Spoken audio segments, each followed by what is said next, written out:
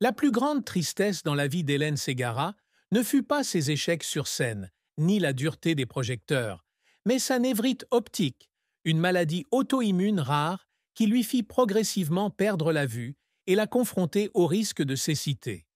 Tout a commencé en 2013, alors qu'elle se produisait dans un petit théâtre à Paris.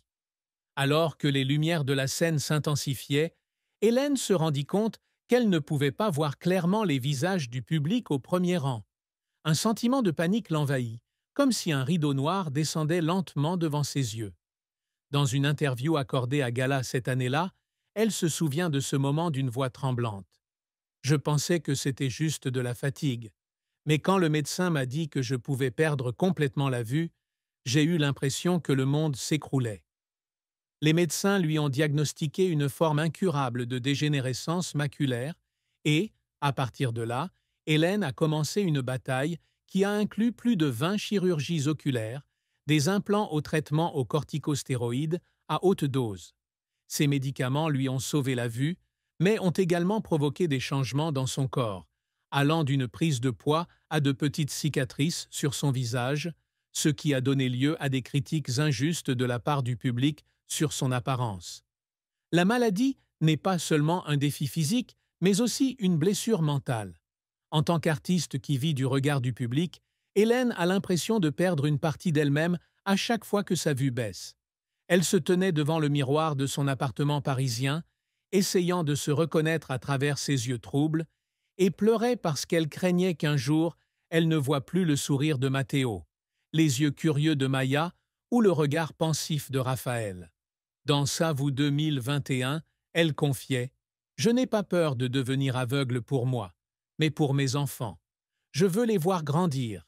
Je veux les voir heureux. » Cette tristesse s'est encore aggravée lorsqu'elle a dû faire face à des rumeurs malveillantes, allant de rumeurs de chirurgie esthétique à des commentaires selon lesquels elle avait dépassé son apogée. Elle avait lu un article sur les réseaux sociaux la décrivant comme une étoile déclinante, et cette nuit-là, elle a pleuré dans les bras de Mathieu, se sentant impuissante face à la cruauté du monde.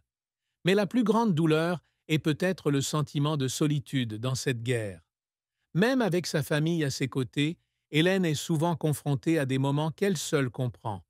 De longues nuits à l'hôpital, des réveils avec une vision floue ou des rêves où elle se retrouve debout sur scène, mais ne peut plus voir la lumière.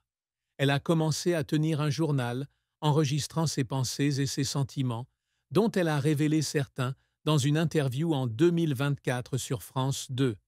J'écris pour me rappeler que j'ai encore de la lumière dans mon âme, même si mes yeux sont sombres.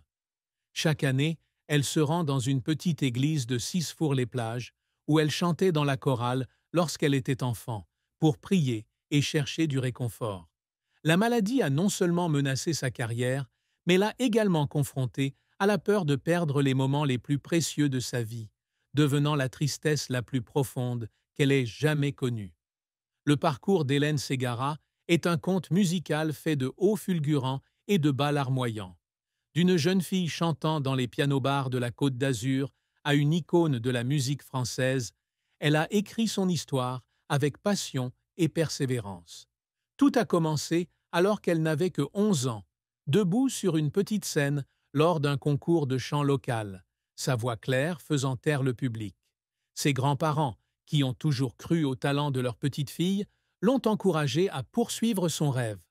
À 15 ans, Hélène abandonne l'école pour se produire dans des bars et des restaurants, apprenant à chanter plus de 1000 chansons en 7 langues, du français à l'italien, de l'anglais à l'arménien. Les longues nuits sur scène, avec le public concentré uniquement sur ses verres de vin, ont été les premières leçons de patience et de confiance.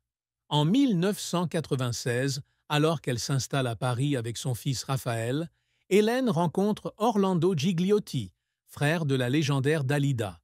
Il voit en elle une star potentielle et l'aide à sortir son premier single, « Je vous aime à Dieu », extrait de l'album « Cœur de verre ». La chanson devient rapidement un tube, grimpe dans les charts et lui vaut le prix Rolf Marbot de la SACEM en 1997.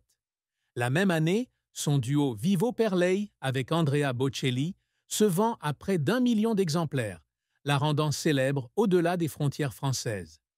Mais le tournant le plus important a eu lieu en 1999, lorsqu'elle a été choisie pour incarner Esmeralda dans la comédie musicale Notre-Dame de Paris.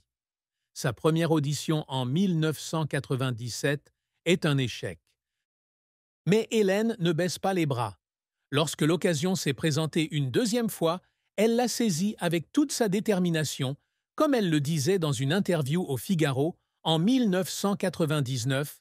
« Je savais que c'était l'occasion de changer de vie. » Le rôle d'Esmeralda lui a non seulement permis de conquérir un public international, mais a également fait de vivre un symbole d'amour et de sacrifice.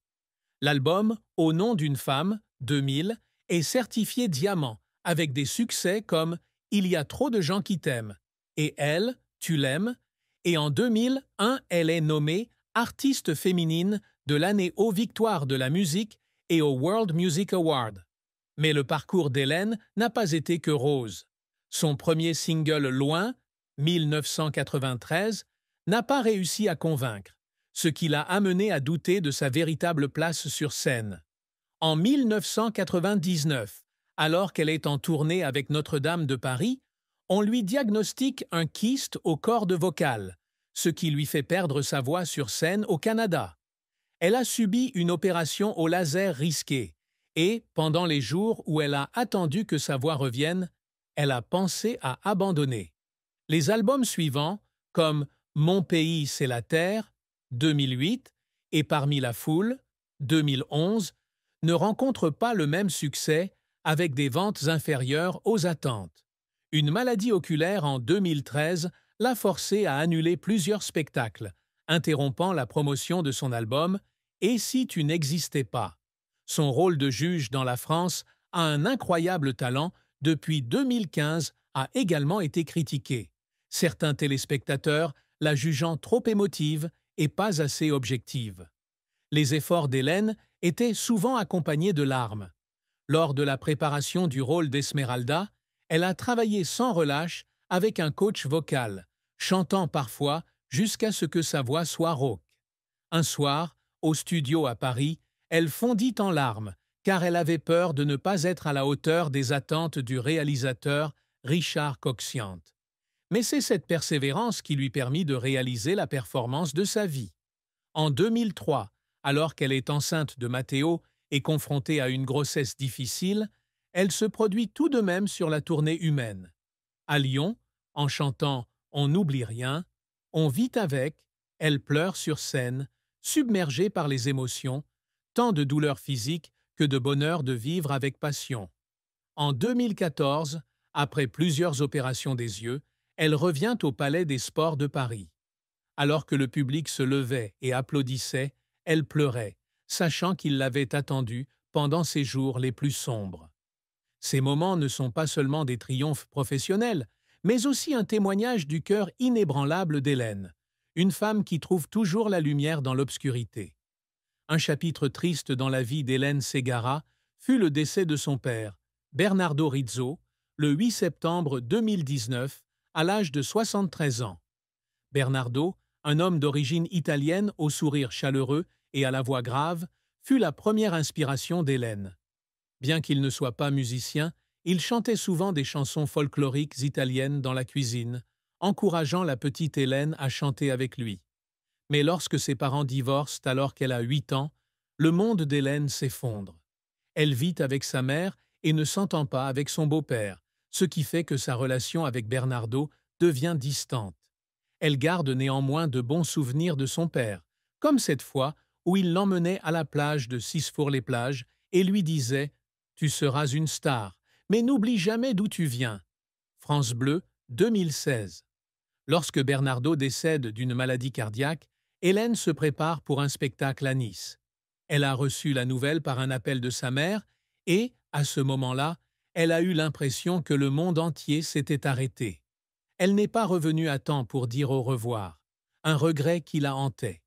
Elle a écrit sur Instagram « Mon père est parti, emportant avec lui une partie de mon enfance. » Public 2019. Lors de la cérémonie funèbre à l'église Saint-Roch de Cisfour-les-Plages, Hélène a chanté Il y a trop de gens qui t'aiment. Les larmes aux yeux. En guise d'excuse pour les années de séparation. Je suis triste de ne pas avoir eu beaucoup de temps pour me réconcilier avec mon père, a-t-elle déclaré lors du gala 2020. Il a toujours été fier de moi, mais j'aurais aimé lui dire que je l'aimais davantage. Cette perte l'a fait réfléchir à la valeur de la famille, la motivant à passer plus de temps avec sa mère et ses enfants, comme pour compenser ce qu'elle avait perdu. Amour et mariage d'Hélène Ségara est une chanson d'amour avec des notes aiguës douces et des basses difficiles. Elle rencontre Mathieu Leca, musicien et producteur, en 2001 lors d'une soirée chez Maxims à Paris. Mathieu, avec ses cheveux en bataille et son regard timide, n'osait d'abord pas parler à Hélène, célèbre pour Notre-Dame de Paris.